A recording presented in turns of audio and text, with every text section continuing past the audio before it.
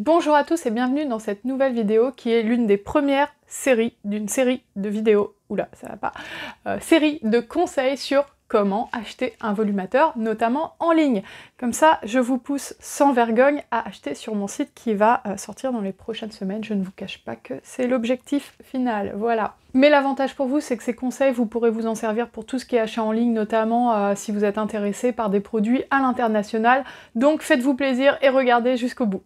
La première des choses à savoir, et ça sera valable même si vous achetez dans une grande enseigne en France et que vous payez votre volumateur du coup 4 500 €, c'est que quand on essaye pour la première fois un volumateur, ça peut faire un choc. Et ça, il faut y être préparé. Encore plus si vous êtes toute seule chez vous et que vous recevez la bête, vous allez vous dire, vous allez l'essayer, et peut-être, et moi c'est ce que ça m'a fait, que vous n'allez pas vous reconnaître, et surtout vous allez trouver que ça fait trop, que ça se voit, que c'est too much.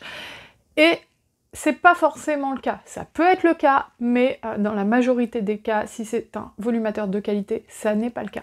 Si je vous dis ça, c'est parce que j'ai vécu cette expérience quand j'étais allée chez une grande enseigne dont je ne citerai pas le nom forcément ici.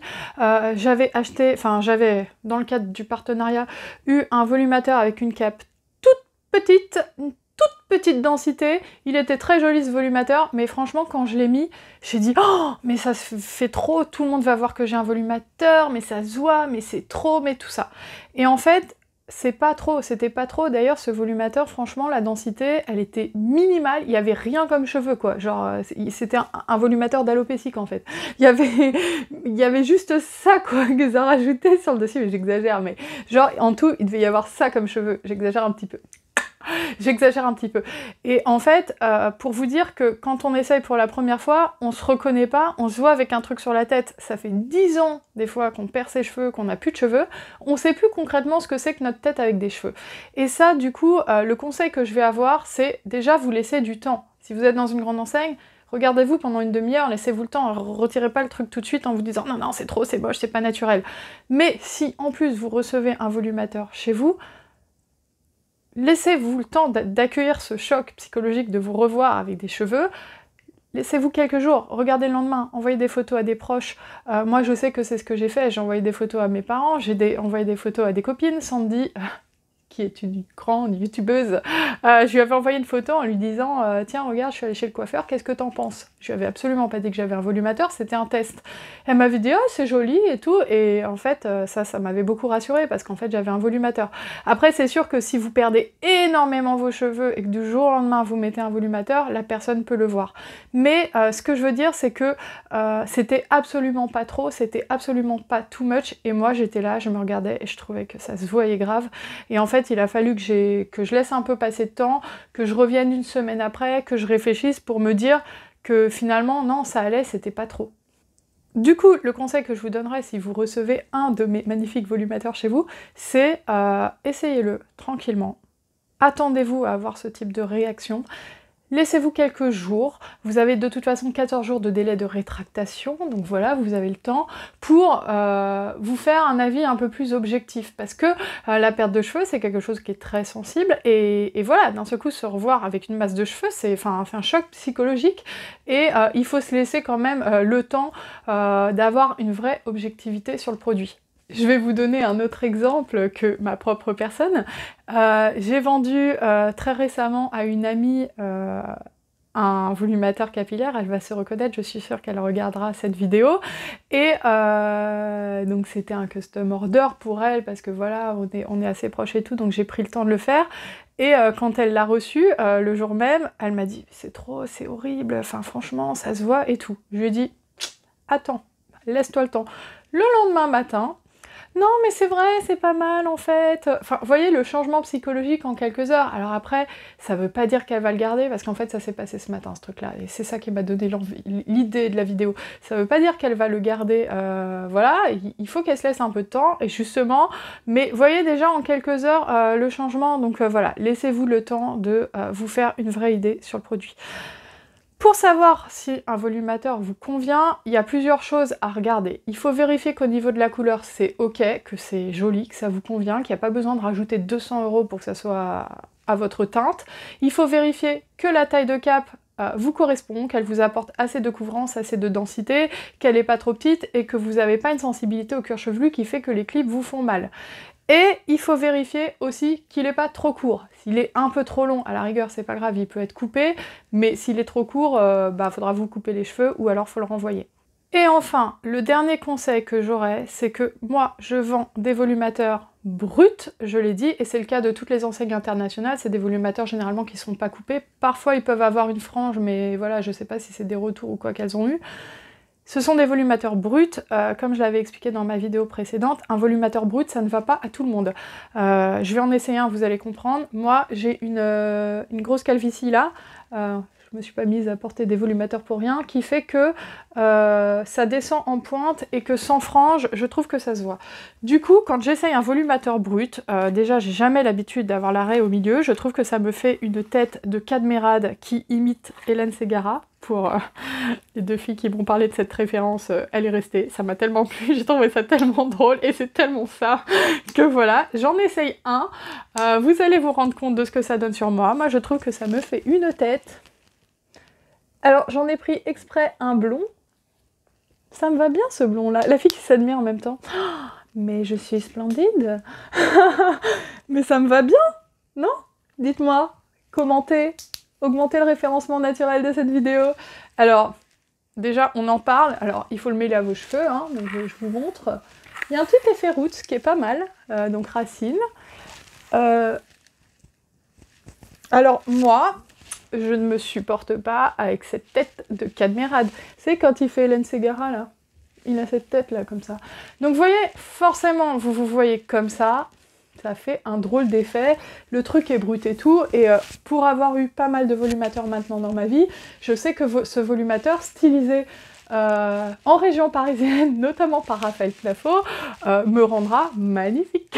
Je plaisante, hein, c'est des blagues que je fais à chaque fois quand je dis que je suis magnifique, mais ce volumateur sera très très beau. D'ailleurs, je suis en train de me dire que c'est pas si dégueulasse. Je vais peut-être le garder, celui-là. Donc en fait, vous voyez, il faut faire pour moi, une petite frange, un petit dégradé, un petit truc pour pas que ça fasse le rideau. Donc, le conseil que je vous donne quand vous recevez un de mes produits, en fait, vraiment, je suis en train de me regarder dans le retour d'écran et je me dis que c'est pas si affreux. C'est réfléchissez à ce que peut donner le produit.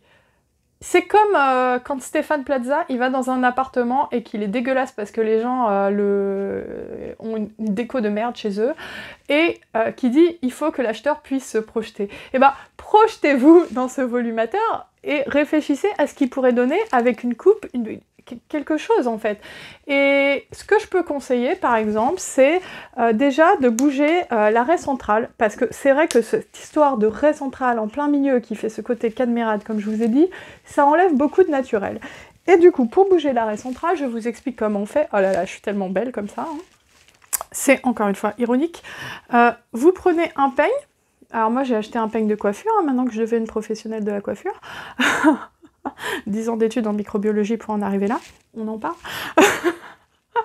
Donc, vous voyez comment j'ai fait juste un trait, vous bougez les cheveux, et en fait, il vous suffit de mettre un petit peu d'eau pour que ça sèche comme ça. Moi, je vous en voudrais jamais si vous faites ça. Je vais pas faire comme certains sites de e-commerce qui disent qu'il faut absolument pas avoir même essayé le volumateur pour pouvoir le renvoyer. Vous pouvez très bien bouger la raie centrale, vous le mouillez, tout ce que je vous demanderais c'est de me le renvoyer comme il était pour que j'évite d'avoir un nouveau travail à ce niveau-là en fait, parce que croyez-moi, c'est énormément de travail de boucler une vingtaine de volumateurs et de les mettre sur un site et tout, et si à chaque fois que les filles me le renvoient, je dois me retaper tout le truc, je vais pas m'en sortir. Donc là, j'ai fait une petite raie sur le côté, alors forcément, vu que j'ai pas mouillé, voilà, mais déjà, ça peut faire un peu plus naturel. Alors là, c'est pas forcément le cas, je pense que je l'ai pas assez mis sur le côté. Mais bref, c'est un conseil que je vous donne. Vous voyez, en faisant un peu comme ça, en bougeant un peu la raie, voire vous mêlez un peu à vos cheveux, vous faites un petit côté un peu dissymétrique comme moi, parfois ce que je fais. Bon là, j'y arrive pas. Mais ça peut... Enfin... Essayez de faire un truc pour voir ce que ça peut rendre déjà sans qu'il soit coupé, puisque bien évidemment si vous le coupez, vous le colorez, vous le massacrez, moi je vous le rembourserai pas forcément parce qu'après j'arriverai plus à le vendre, mais voilà, c'est un conseil que je vous donne. Et surtout, allez le faire styliser par un coiffeur pour avoir quelque chose qui se mêle parfaitement à votre chevelure et qui fasse super naturel pour vous, pour qu'en fait ce volumateur devienne à vous et se fonde dans vos cheveux à vous. Donc ça, je suis retournée avec ma tête de camérade, non ça va pas. Dernière chose, moi sur mon site, je l'ai déjà dit je crois, mais je vais le redire ici, je vais référencer une liste de coiffeurs dans les différentes villes de France qui sont capables de couper un volumateur, c'est-à-dire qui sont capables de le couper sans le massacrer, c'est ça que ça veut dire. Donc je vous ai dit en région parisienne, il y a Raphaël Knafo, mais j'ai déjà des noms notamment à Bordeaux et dans d'autres même petites villes de France. Si vous avez l'habitude de vous faire couper un volumateur ou une perruque par un coiffeur de confiance, n'hésitez pas à le mettre en dessous en commentaire et moi je l'indiquerai sur mon site. Maintenant, moi ce que je pense, c'est que pour faire colorer un volumateur, il faut un professionnel et si vous le faites faire par votre coiffeur de quartier, il faut qu'il teste d'abord sur une mèche de cheveux. D'ailleurs, quand je dis les professionnels, je parle à un professionnel habitué à ce type de produit. Même les plus grands professionnels habitués à ce type de produit testent d'abord sur une mèche de cheveux parce qu'on ne sait pas comment peut tourner le volumateur. Et il a subi des processus de coloration, décoloration qui peuvent être assez dingues pour arriver à ce niveau de couleur, puisqu'à la base ce sont des cheveux qui sont noirs, d'accord? Donc il faut vraiment que le coiffeur teste d'abord sur une mèche de cheveux. Maintenant, si on parle de la coupe, puisque moi ce que je vous conseille c'est avant tout d'acheter un volumateur dont la couleur vous convient et qu'il n'y a pas trop à reprendre quoi en fait, hein, parce que sinon si c'est pour ajouter 300 € de coloration, il vaut mieux attendre qu'il y ait sur le site quelque chose qui vous corresponde. Maintenant si c'est des légers effets ombrés ou des choses comme ça, là oui, je peux un peu plus comprendre. Mais si c'est simplement pour une coupe, je pense sincèrement que vous pouvez le faire faire par un coiffeur en qui vous avez confiance. Vous pouvez lui demander de le couper sur votre tête, voilà, franchement faire une coupe là-dessus, un coiffeur normal peut le faire, c'est comme si vos cheveux sortaient de votre tête, quoi, il n'y a pas de problème. Maintenant, là où moi j'aurais un peu plus peur, parce que j'ai eu des mauvaises expériences par le passé, c'est plus au niveau de la mèche et de la frange, parce que là on n'est pas sur un vrai front, une vraie bordure frontale, donc est-ce qu'un coiffeur classique peut y arriver? Ça, à tester, dites-moi si vous prenez le risque, mais vraiment globalement je conseillerais d'aller plutôt chez un coiffeur qui a l'habitude de vendre des volumateurs, hein. Il y en a à peu près dans toutes les grandes villes, donc moi je vais essayer de les référencer, mais voilà, pour une petite coupe classique, un coiffeur lambda ça devrait aller.